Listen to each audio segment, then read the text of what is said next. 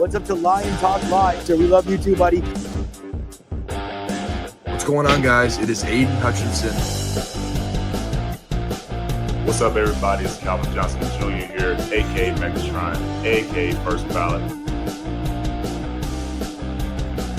What's up, man? It's your boy Amon-Ra St. Brown. Greetings and salutations to everyone out there in YouTube land. This is Dan Skipper, offensive weapon for the Detroit Lions. Make sure you all help support Lions Talk Live, Coach Dan, by clicking on that like and subscribe button. Everybody, woo! I love nothing more than watching Lions Talk Live every morning. Woo! Woo!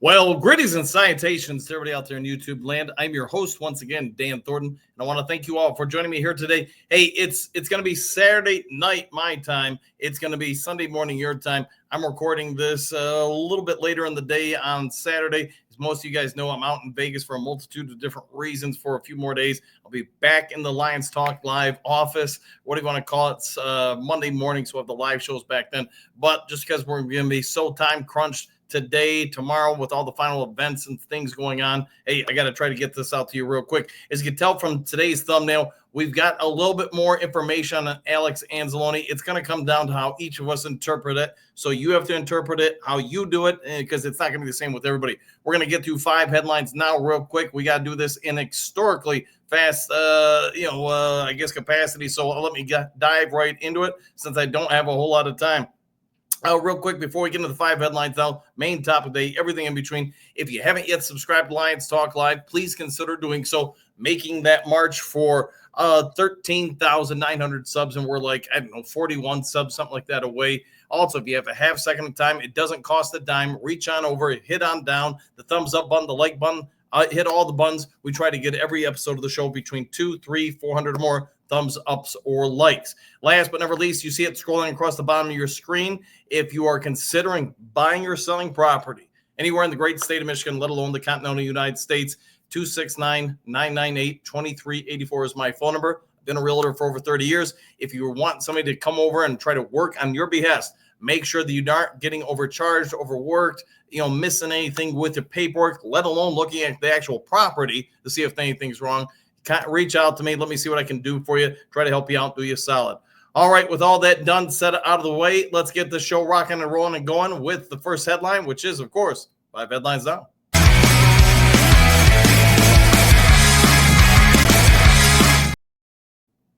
All right, 5 headlines now, and yeah, I'm red and everything. Let me tell you, I've been out in the desert for hours today, got a little sunburnt, plus everything out here. It's between 106 degrees, 110 degrees. In some areas, it's probably even more than that, but let's get into this.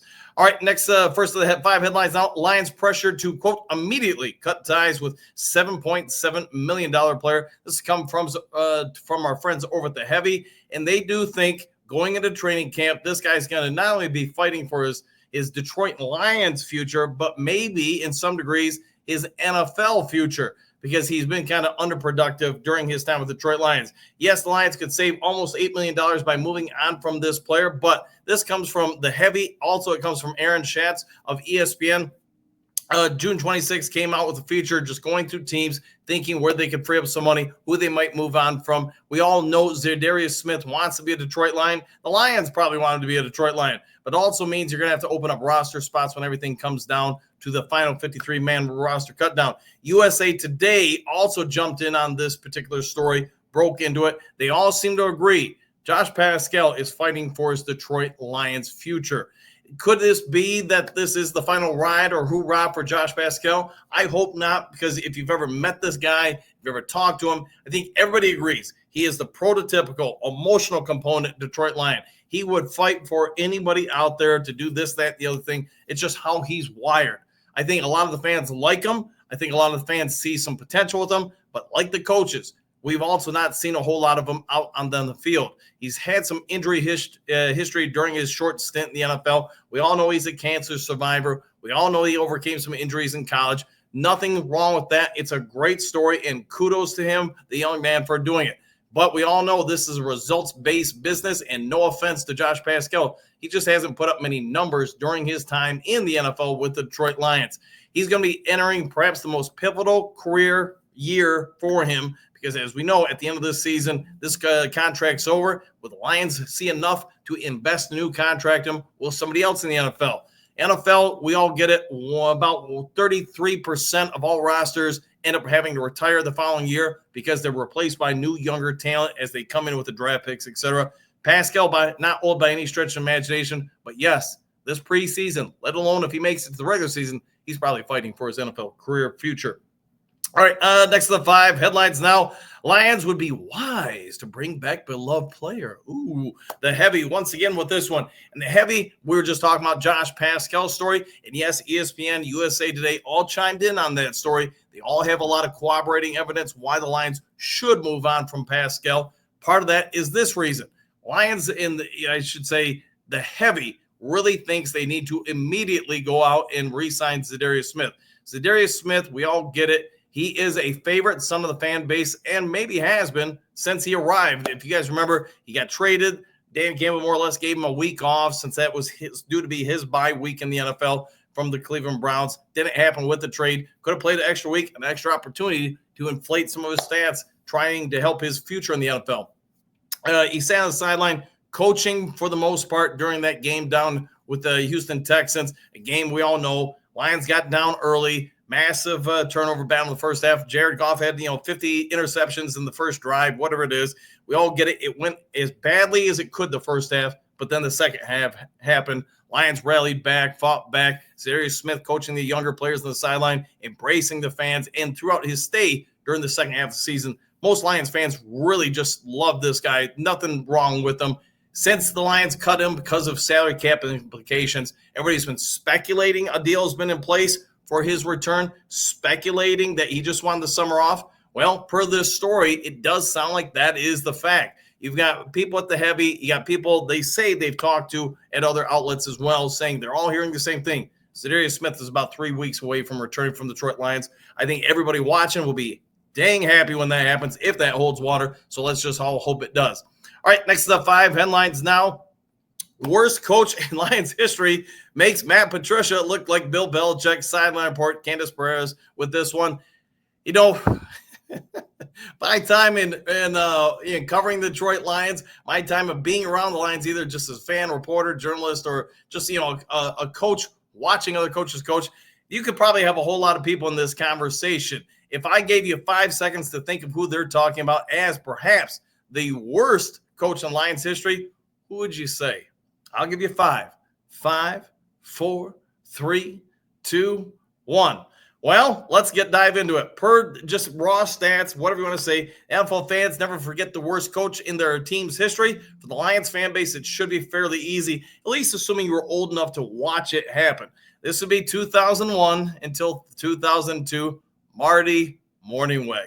Yes, the only coach in NFL history to win a coin toss in overtime and say, we don't want the ball with the opportunity to go down the field and win the game because of the rules at that time in the NFL.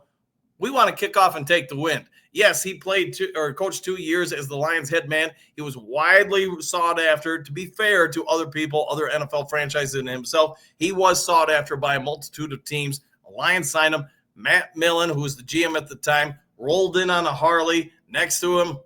They both came in at the same time, trying to change the culture of the league. Instead, what they do, sort of like Matt Patricia and Bob Quinn, they took a playoff-ish Detroit Lions team and turned it into perhaps the worst franchise in all of sports for about a 10-year, maybe you could argue a little bit more than that, 10-year row, including the 2007 or was it 2008 0-16 team that probably none of us that were alive to watch it will ever forget.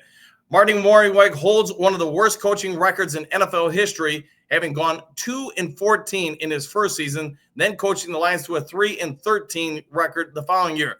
That dropped the hammer on him. The Lions had saw enough. Matt Millen probably regretted that decision. It was probably just really the first chink in his armor before the Lions moved on from him. All right, getting back to more current headlines. I just like that one. Sorry, I had to throw it in there. Detroit Lions Isaac Tesla rookie season stat prediction by Vito Srito of SI.com. I know some of you still get on me about the pronunciation. Only thing is, I've listened to the kid say his own name a gajillion times. It sure sounds like he says Tesla to me, so that's what I'm going with. I'm going to trust the words coming out of his mouth since it is his name. All right, let's get into it. Not spend a lot of time on it. Tesla's got some growing expectations. Him, Ahmed Hassanin, and a couple of the other rookies I do think have some legitimate expectations going into this year. Lions, as you all know, outbid a number of teams. The Rams, I'm trying to remember them all. Jacksonville, was it the Rams? Amongst a couple other teams, I want to say, I don't remember who the other ones were off the top of my noggin, but I do remember the Rams were basically, at the end of the day, the team the Lions were fighting with the most to acquire the pick from the Jacksonville Jaguars. Lions traded up 32 spots from number 102 to number 70 overall to select the guy who's from Michigan, grew up a Lions fan, etc. He is 6'4". He's got big wheels. He blocks real well. The whole shebang-a-bang. So let's talk about what they are predicting for his stats. Well, that's a great question as I get to it here. They're expecting Tesla. The numbers are out from Vegas, plus this particular reporter at Detroit Lions on SI.com. They think he's going to amass between 28 and 35 catches, roughly for 550 to 600 yards, 3 to 5 touchdowns. So that's what they're expecting from. They also think that he will knock Khalif Raymond out of the number 4 wide receiver spot, probably going into the regular season. If he does that, I think Khalif Raymond will be sticking around. Kid's got speed. He's got wheels. He can return punts, return kickoffs. He's a veteran. I don't see him leaving. Been wrong before. But I also think, per this article and other articles we've read recently in Lions Talk Live, you probably will, later in the year, see Isaac Tesla emerge from the number 4 spot. I think he is going to push Tim Patrick for a long time this year and maybe even beat Timmy Patrick out. I really like Tim Patrick. I like him, as an option. Who knows? Maybe the difference between the number 3 and 4 spot isn't much, but it is something. I think people take pride in seeing their name elevate on a depth chart. So Tim Patrick is probably going to want to hold off Isaac Tesla as long as he can. We'll see what ends up happening, but I think expectations for him and other rookies, to be fair, are growing more and more. All right, last 5 headlines now. This comes from ESPN. Adam Scheffler highlights worrying facts about the Detroit Lions in 2025. Quote, nobody paid a higher price for success. ESPN, like I said, Adam Scheffler with this one. Scheffler talks to us all about stuff we already know in this article. We know the Lions lost their 2 coordinators, the offensive coordinator, defense coordinator. We get that. We also know the Lions lost, Frank Ragnow to retirement. Kevin Zeitler on the offensive line, all pro-ish Kevin Zeitler. He left in free agency. You're going to have to lean on some younger players, probably rookies, to fill those roles. We'll see if Graham Glasgow can hold off. But just with that alone, you've paid a pretty heavy price. Now you look at some of the other departed players that have taken off, some of the other assistant coaches that have, taken new positions somewhere else. We get it. The Lions are entering this year with a whole lot of things they got to figure out on the fly and not a lot of time to do it. The big advantage, as Scheffler does point out, let's be honest, Adam Scheffler knows football. He knows the NFL. He's covered it as long as I have for a multitude of different media outlets, including ESPN. But he understands the NFL did the Lions a huge favor by giving him that 4th preseason game. I think as Lions fans, we're all going to be probably watching the preseason a whole lot more than normal just because there's so much talent on this team. You want to see guys battle it out, the competition, the growth, the development, everything in between. Scheffler's right that we've been hit hard, but you know what? It doesn't mean we can't rise to the occasion. I think we're going to personally, as I've talked about before. You're going to have to wait till we get a little closer to the regular season for me to give my official season preview, whatever I'm trying to say. All right, guys, let's get to real quick the main topic of the day.